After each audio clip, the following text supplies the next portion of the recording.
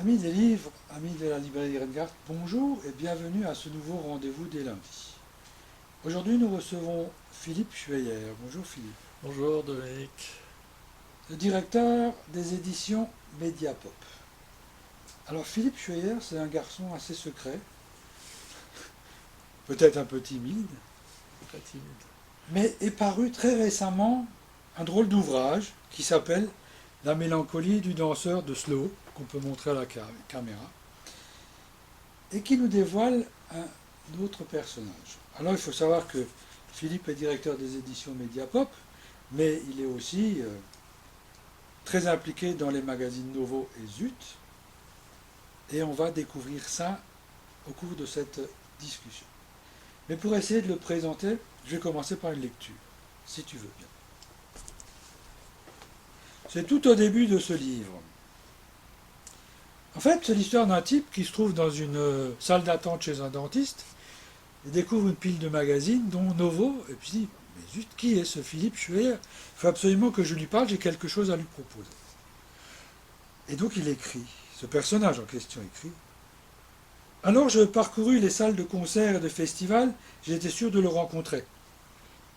J'écoutais les artistes dont il parlait dans ses éditos, Alain Bachung, Dominique A, Rodolphe Burger, Rachid Taha, sans oublier les Clash et tous les autres.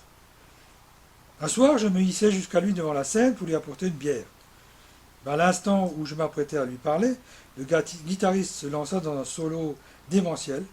Le bouquin recouvrit ma voix. J'ai dû me péter un tympan par-dessus le marché.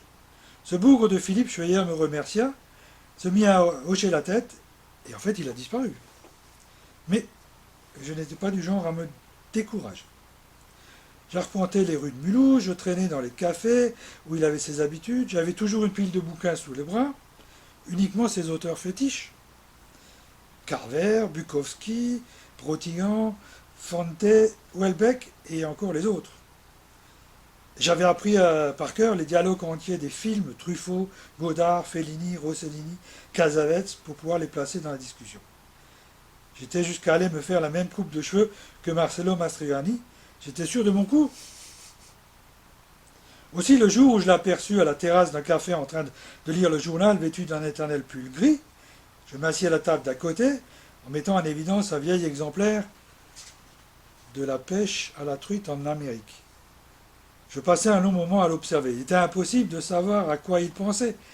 Chaque fois que je me penchais vers lui, un gars sortait de nulle part, venait lui parler, de la pluie et du beau temps.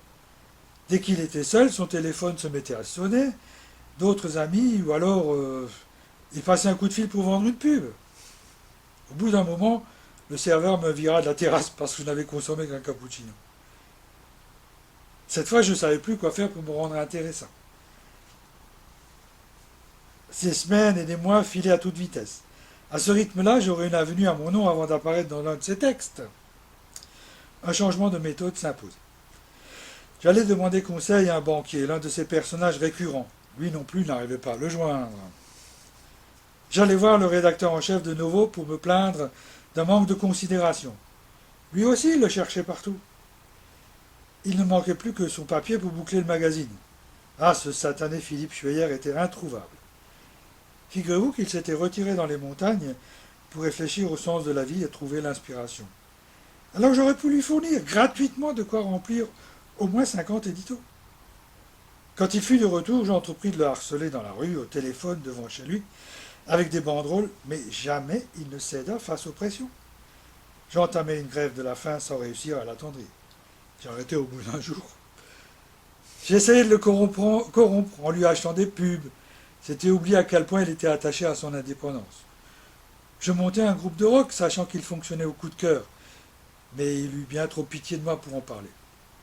À ce moment-là, j'étais vraiment désespéré. J'avais tout tenté. Je n'allais quand même pas lui coller un flingue sur la tempe pendant qu'il écrivait. Toutefois, j'étais persuadé qu'en frappant un grand coup, je parviendrais à attirer son attention. C'est ainsi qu'un matin, je décidai d'attaquer la centrale nucléaire de Fessenheim, l'une de ses hantises. Les micros et les caméras étaient braqués sur moi.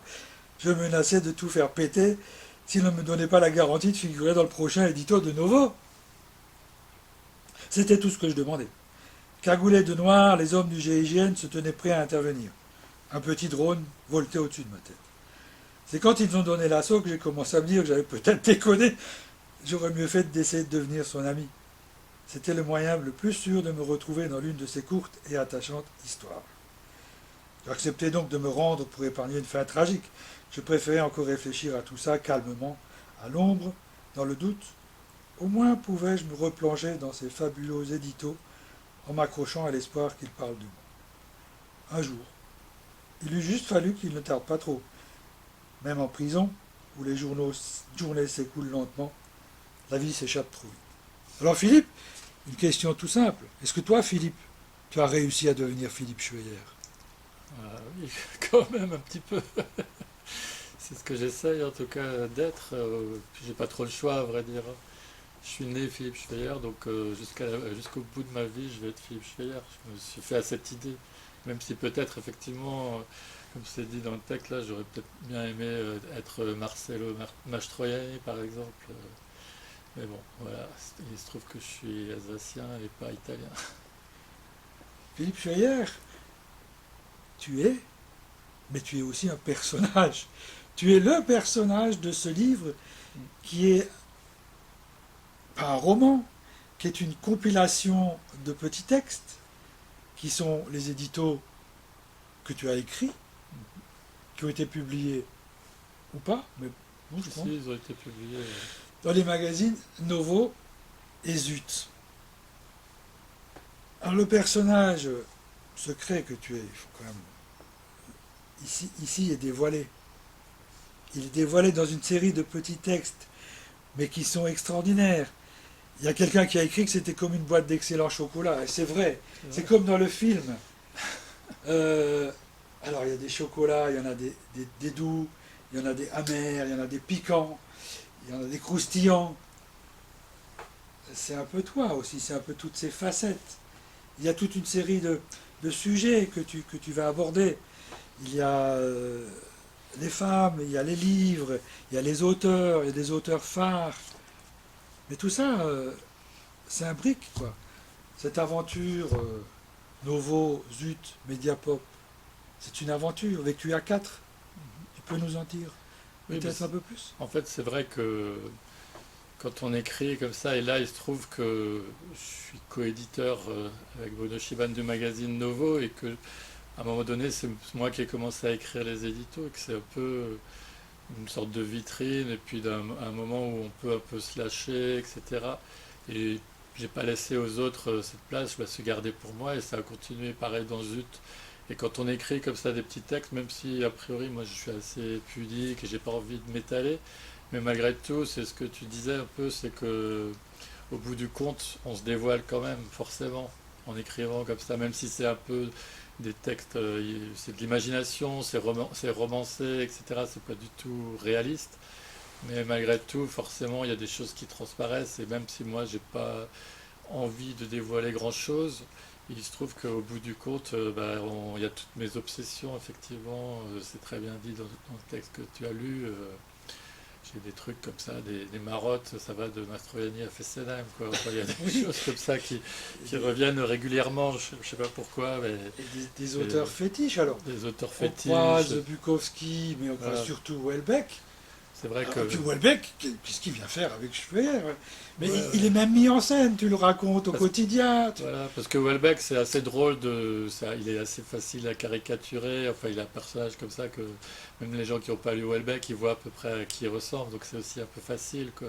Et il a ce côté un peu pessimiste, Ouais, c'est ça, ouais. fataliste. Moi, ce qui me plaît dans le personnage de Welbeck, c'est qu'il a tout dû rater quand on le regarde. Si quelqu'un le voit dans le tram, les gens vont dire c'est vraiment un loser ce gars, alors qu'en fait il vend des milliers, sinon plus de livres, quoi. Donc il y a les deux côtés chez lui. Et moi j'aime bien ça.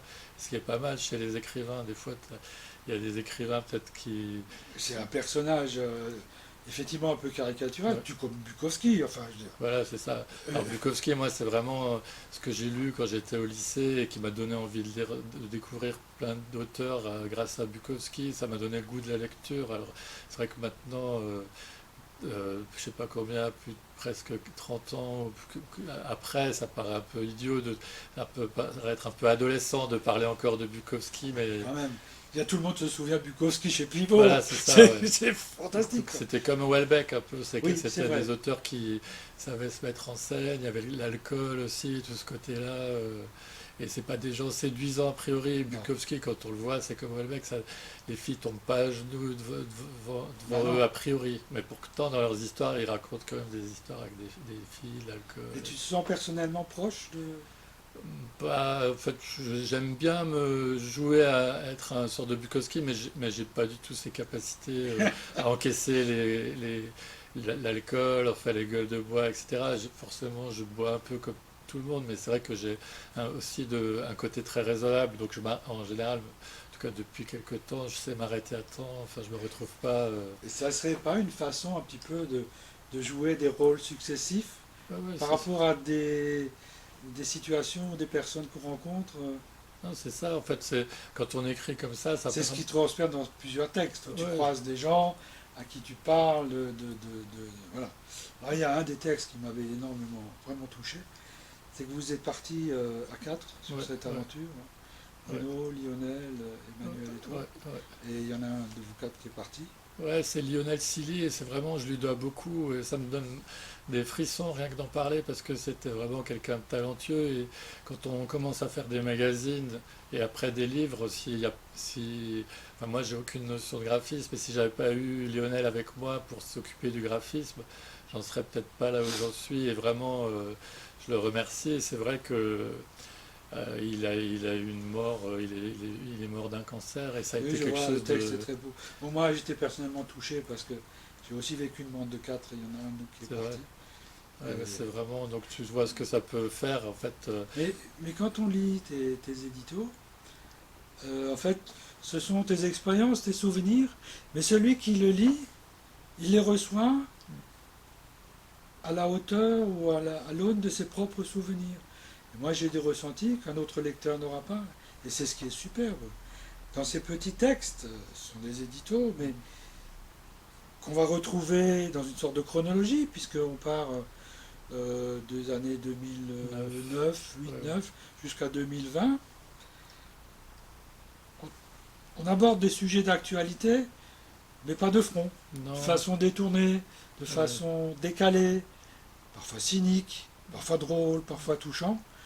Et il y a des sujets que tu abordes qui sont évidemment toujours la culture, les livres, les amis, et les femmes, la solitude, le fait de se retrouver seul par rapport à une situation. Alors, je voudrais juste lire un ou deux passages aussi. Alors, page 134.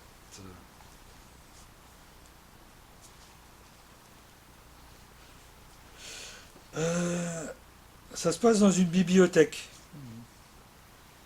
Et le personnage parle d'une femme qui était en train de lire. Elle serrait contre sa poitrine un exemplaire de La pêche à la truite en Amérique. Un sacré bon titre. Vous aimeriez savoir pourquoi elle pleure? J'imagine qu'elle doit lire un bon livre. Pas du tout, elle lit le dernier Marc Lévy. La femme au grand chapeau s'était éloignée en éclatant de rire, tandis que la pleureuse posait son livre sur ses genoux pour se moucher. Je me suis rapproché pour regarder par-dessus son épaule. En fait, elle lisait la correspondance amoureuse d'Albert Camus et Maria Casares. Vous ne trouvez pas ça gênant de lire ces lettres? La pleureuse m'a regardé avec des grands yeux, mais je ne me suis pas dégonflé. Ces lettres n'auraient jamais dû être publiées. Vous les avez lues? Non, puisqu'elles ne me sont pas destinées. Personne ne m'a jamais écrit des lettres pareilles. C'est pour ça que vous pleurez? Longtemps après la mort de Camus, Maria Casares confiait qu'une fois qu'on n'a plus été seul, on ne l'est plus jamais. Vous êtes seul? Non, puisque j'aime les livres. Je suis retourné à ma place. Les femmes qui aimaient les livres étaient difficiles à approcher. Pour elles, la vraie vie n'avait peut-être pas autant de saveur qu'une belle histoire. Alors je reprenais péniblement ma propre lecture. C'est magnifique. je pense que tu lis bien, donc du coup ça donne une dimension que. Ah non, mais c'est beau, c'est beau, non, honnêtement. Mais je pensais pas que tu apprécierais autant, du coup, ça me fait vraiment plaisir et je me dis Mais effectivement justement, non, non, c'est tout à fait. Alors, des personnages de femmes, il y en a d'autres, hein. Si tu veux, on va en prendre une autre. La banquière. La banquière. Ah, c'est vrai que mais la vous êtes banque, vraiment dégueulasse. Enfin, revenez-moi quand vous aurez généré des bénéfices. Vous êtes vraiment dégueulasse. Je me suis lentement levé pour attraper son coup de papier. Qu'est-ce que vous faites?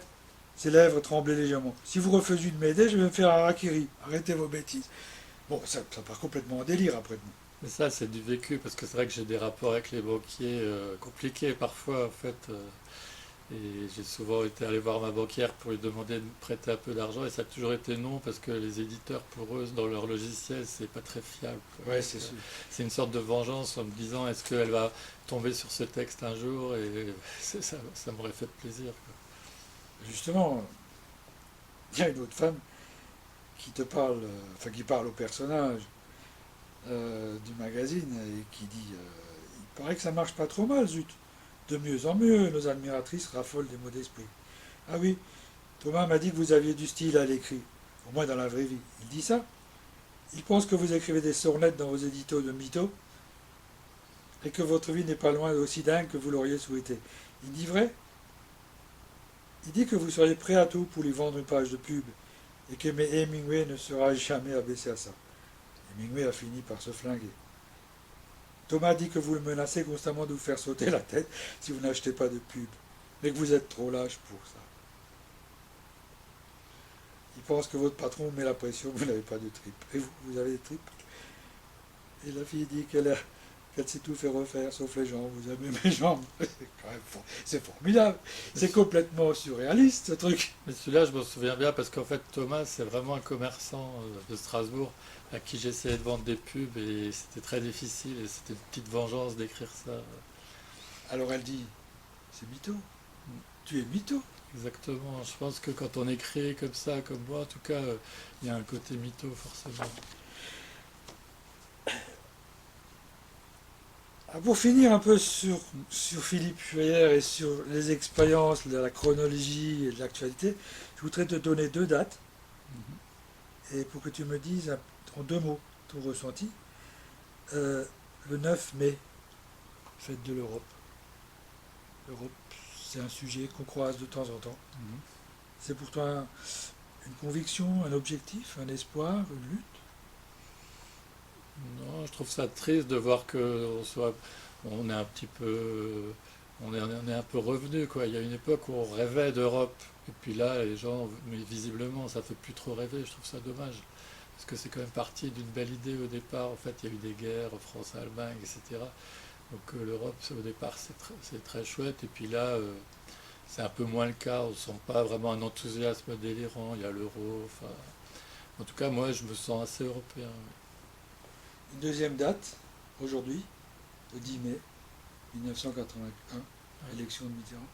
Ça, je m'en souviens bien. J'ai pas une très bonne mémoire. Je me souviens pas beaucoup de mon enfance, mais je me souviens vraiment bien de ce jour-là, en fait. Et puis, c'est vrai que c'était beaucoup d'espoir. Et il y a eu beaucoup de déceptions par la suite. Et ça paraît très loin maintenant. Et ça paraît incroyable à quel point on pensait, il y a beaucoup de gens en tout cas qui pensaient que la vie pouvait changer, etc. Et je trouve que ce qui est triste, c'est que maintenant on est un peu revenu de tout ça, il n'y a plus vraiment d'utopie. Alors il y a des élections, on espère que ce soit l'un ou l'autre qui gagne, mais on n'a plus ce rêve commun comme ça. Il n'y a pas la moitié des Français qui rêvent d'une société plus juste, meilleure, etc. C'est ça, C'est un peu une autre époque, hein, vraiment. mais ce qui peut un peu compenser tout ça, c'est quand même la lutte que tu as, que tu portes en toi pour la culture et pour le livre. Oui, il y a des petites luttes. Enfin, moi, je fais partie de beaucoup d'associations à Mulhouse, par exemple, donc c'est des petits Et de la combats musique aussi, ou de la Europe. musique, des choses comme ça, mais c'est pas un truc collectif. Alors avant de parler des éditions Mediapop, Ouais. je voudrais juste te donner une dernière question. La mélancolie du danseur d'Oslo, tu peux nous dire quelque chose sur le titre? Alors le titre, pendant longtemps, le titre c'était plutôt Mémoire d'un vendeur de pub raté. C'était un peu Bukowska. Et à ma compagne, je lui ai parlé de ça quelques jours avant qu'on parle à l'impression. Elle m'a dit mais que c'était une catastrophe ce Mais oui, titre, que ça donnait vraiment pas envie et tout. Et je me suis dit il faut quand même écouter de temps en temps les et là, femmes. dans ce titre, il y a une véritable poésie. Ouais, et il y avait un des textes, c'était un vieux slow au bord de l'eau, donc on m'avait dit, tu devrais peut-être prendre ça comme titre, mais je voyais pas l'intérêt un vieux slow au bord de l'eau pour le bouquin. Et ça m'a travaillé comme ça, et puis tout d'un coup, au milieu de la nuit, c'est venu la mélancolie du danseur de slow, et j'en ai parlé autour de moi, et les gens trouvaient que c'était pas mal. Et finalement, avec le temps, je trouve que ça doit être un bon titre. C'est un super titre. Alors, on va parler des éditions Mediapop. Ouais. Donc, en fait, Mediapop, Novo, Zut, tout ça, c'est un peu la même démarche. Alors, tu peux nous rappeler un petit peu comment les choses se sont créées Oui, en et comment gros, on est arrivé. moi j'ai travaillé pour le magazine Polystyrène au départ à Oui, partir des années 2003. Et en 2008, je suis parti, donc j'ai habité toujours à Mulhouse et je venais à Strasbourg. Et en 2008, j'ai quitté l'entreprise pour monter ma propre boîte à Strasbourg, à Mulhouse, et avec l'idée de monter un nouveau magazine. Et donc le magazine s'est créé en 2009, s'appelle Novo, en coédition avec Bruno, qui de son côté a monté une entreprise qui s'appelle Chic Media à c'est Strasbourg. ça. Donc moi, il y a 1000 euros de capital depuis le début, avec 700 euros de moi et 300 euros de Bruno, D'accord. quoi. Et lui, il a monté sa boîte, et j'ai mis plus d'argent finalement dans Chic Media. Mais moi, mon entreprise, c'est vraiment Mediapop, quoi. Mediapop. Donc, en fait, moi, j'ai rencontré Mediapop, d'abord à l'occasion de Ouais, ça, ouais, c'est avec vrai. Cordial. Ça date un peu maintenant, C'est un mais vrai ouvrage patrimonial, mais qui était peut-être un ouvrage de commande un petit peu. mais moi, je Après, fais. à travers Philippe Lutz, qu'on a reçu il n'y a pas Ouais, ouais, longtemps, qui est un garçon que j'adore, ouais, et les années vertes, c'est un bouquin formidable. ouais, Mais quand on passe en revue le catalogue, on a beaucoup de choses très variées, beaucoup de choses très photos aussi, tout un domaine de photos. ouais, ouais. Alors il nous reste peu de temps. Ouais. Si en 3 4 minutes tu pouvais un peu brosser le catalogue. Oui, en gros, les livres, j'ai commencé à en faire parce qu'à travers le magazine, je rencontrais beaucoup de photographes et de gens qui écrivent. C'est pour ça aussi qu'il y a beaucoup de livres avec de la photo, hein. Donc il y a deux collections, une collection qui s'appelle Sublime, et le premier livre que j'ai sorti chez Sublime, c'était avec Bernard Plossuc, un livre qui s'appelle Far Out, et que je ressors là pour les 10 ans de... D'accord. Ça fait exactement 10 ans, il est sorti en mai 2011, et là on est en mai 2021, donc ça fait 10 ans. Un livre de ce photographe sur ses années hippies. Enfin, Donc moi, j'ai pas été très hippie, mais je sors beaucoup de choses en lien avec les hippies, ouais, etc. on est dans la mouvance un Ouais, peu post-68 voilà. ans. Mais c'est des choses qui se font un peu par les rencontres, hein. Et il y a une autre collection, donc il y a ailleurs, c'est des livres qui sont au format soit 18 par 12, soit 12 par 18, hein. Et en dehors de ces deux collections, qui sont vraiment les livres que j'aime faire, etc., je veux développer ces deux collections. Ben, j'ai été amené à faire des choses complètement hors format, hors collection. Ben, ça va être, par exemple, ce livre de cuisine, Déjeuner chez Jojo, qui est mon best-seller de l'année 2020. Je ne Ah pensais bon? pas du tout que ça marcherait autant. Mais elle a été invitée sur France Inter un dimanche Ah, voilà. dans On va déguster. Et le jour même, on en a vendu des paquets entiers sur le site, Alors on a de la etc. photo pure et dure aussi, hein, Voilà. là, Donc il y a deux là. photographes avec lesquels j'ai fait plusieurs livres, c'est Anne Immelé et Eileen Olukman, deux photographes que j'aime Ah, c'est beaucoup. vraiment pour les Voilà, amateurs avisés, quoi, hein. voilà, c'est ça. Donc ça c'est le côté photo. Et c'est vrai que Philippe Lutz c'est vraiment un auteur important chez Mediapop. J'ai fait beaucoup de livres avec lui. Et le premier qu'on a fait ensemble, ça s'appelait Y mon amour. Ah oui, oui, Et oui, c'est oui. un livre que j'ai beaucoup vendu, que j'ai retiré à plusieurs reprises. Qui Ça est c'est là, la première édition. On l'a refait avec une autre couverture, etc. Plus récemment avec lui, on avait fait L'homme qui aimait les livres, qui est aussi qui est là. un très beau bouquin. Voilà. Alors là, l'an dernier, j'ai fait aussi un livre qui a bien marché, que j'aime beaucoup, qui s'appelle Fleurs plantées par Philippe, et qui est un livre du chanteur Dominique A, son vrai nom c'est Dominique Ané, mais c'est Dominique A. D'accord. Voilà. Puis alors, pas mal de livres en format à l'italienne. Ouais, un peu moins qu'à la française, mais quelquefois à Ouais. l'italienne. Ouais, En livre de photos, ça rend bien, ouais, notamment ouais, celui de ouais, Philippe, là, ouais, qu'il ouais. continue à faire, une photo par Voilà, jour, ouais. quoi. Ouais, ça c'était avec Françoise Sor, qui est aussi. Et puis Oui. ça c'était avec Eileen Olukman, qui est vraiment une photographe que j'aime beaucoup. Ouais, Alors, on va s'arrêter là, parce ouais, que le temps imparti s'est écoulé. c'est dommage. On pourrait encore discuter pendant C'était bien longtemps. parti. Ouais. Mais pour finir, un mot sur le développement des collections Ouais, mais en fait, en gros, là, l'année un peu difficile qui va s'écouler pour moi au niveau des magazines, puisqu'on n'a pratiquement pas pu faire de numéros de Zut et de Novo, Ouais. on a vraiment été arrêté presque à l'arrêt complet en fait depuis un peu plus d'un an. Paradoxalement, ça m'a donné envie de faire plus de livres et surtout j'ai eu le temps de m'en occuper, de prendre plus de temps à préparer les sorties des livres, etc. Donc il y a eu finalement un bon côté pour moi et j'ai fait énormément de livres cette année et je vais devoir calmer l'année prochaine. Mais je suis assez ravi des prochaines parutions pour 2022 qui s'annoncent très Ok. bien. On va laisser la Ouais, surprise voilà. aux gens. On invite nos amis à découvrir les parutions et les collections de Mediapop Éditions, parmi lesquelles Philippe Lutz, mais plein d'autres. Un Mhm. auteur qui nous fait un petit livre sur les Beatles. Ouais. On va Hugues peut-être Guinot, ouais, vous donner rendez-vous à cette occasion. ça serait bien. Ouais. Voilà. Et puis, il nous reste à vous dire rendez-vous à une prochaine émission. Merci beaucoup. Merci.